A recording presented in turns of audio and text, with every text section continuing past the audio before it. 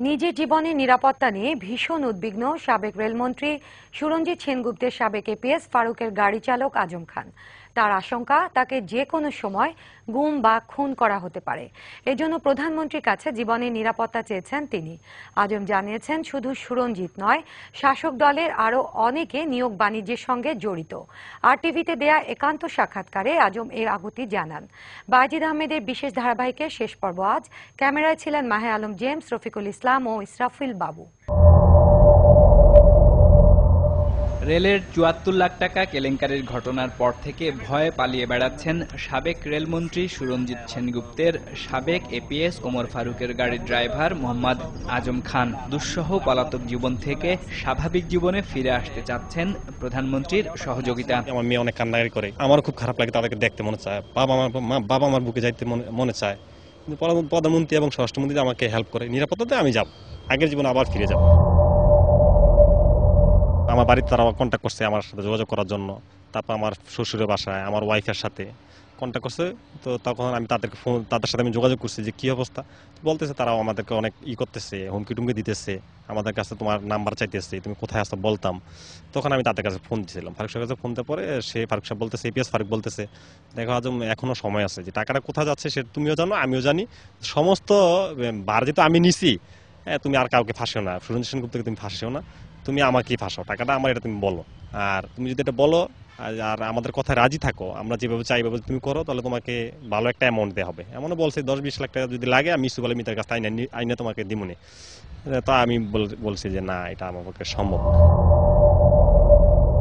দুর্নীতির বিরুদ্ধে প্রধানমন্ত্রীর শক্ত অবস্থানে সাহায্য করতে ওই রাতে জীবনের ঝুঁকি নিয়ে সাহসী কাজটি করেছেন বঙ্গবন্ধুর একান্ত এই অনুসারী। আমি ঘটনাটা ঘটাইছি এই কারণেই যে এরপরে আর গাড়িতে তারা বলছে যে গাড়িতে টাকাটা নেওয়া রিস্ক, আমাকেও বলছে ফারুক সাহেব যে গাড়িতে টাকাটা নেওয়া রিস্ক, তো এখন টাকাটা আমরা অন্যভাবে নিব। তখন তারা পরামর্শ করলো যে সুরঞ্জিত সেনগুপ্তের এক বন্ধু আছে কানুইদা নামে, সে গুলশান 2 নাম্বার থাকে, 96 নাম্বার রোড তার বাসা। তা আমি তার বাসা চিনি, তো তার অ্যাকাউন্ট নাম্বারে এখন চিটং থেকে টাকা পাঠানো হবে, আর ওইখান থেকে তারা টাকাটা নিয়ে নিবে সুরঞ্জিত সেনগুপ্ত।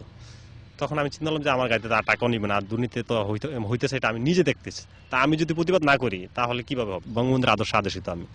তো আমার এটা অনেক দিনের আগে থেকে টার্গেট ছিল যে তাদেরকে টাকা সহ ধরাই দেবো।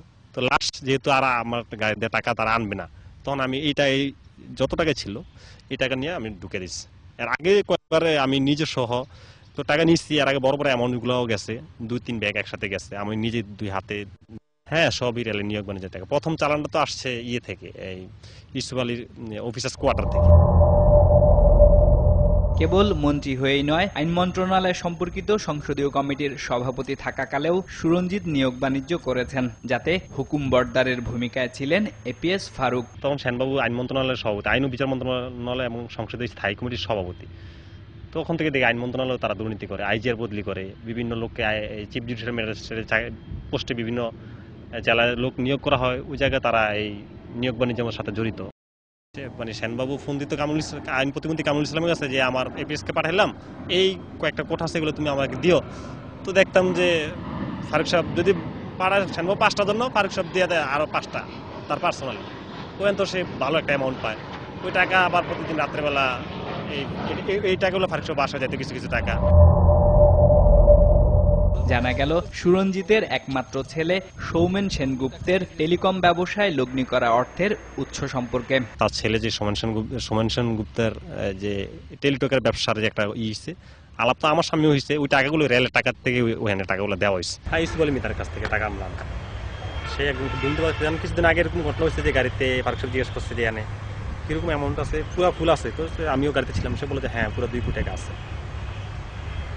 ওই টাকা নিয়ে আবার আমি নিজে হাতেই করি, আবার সেনবাবুর বাসায় একবার ভিতর রুমে ঢুকে দিয়েছি।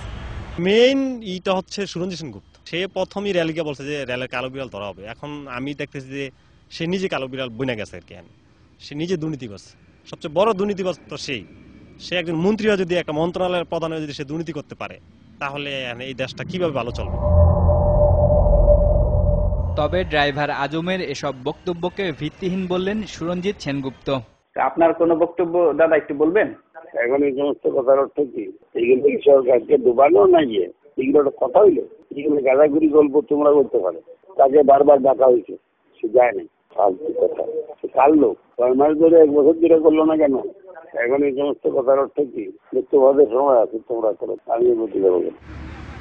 রেল মন্ত্রণালয় দুর্নীতির আখড়া উল্লেখ করে এর আমূল সংস্কারের কথা বললেন দপ্তরবিহীন মন্ত্রী সুরঞ্জিত সেনগুপ্তের সাবেক এপিএস ওমর ফারুকের গাড়ি ড্রাইভার আজম খান। আমার বাইকে তো বাড়িতে হুমকি দেওয়া হচ্ছে যে বাইজিদ আহমেদ, RTV।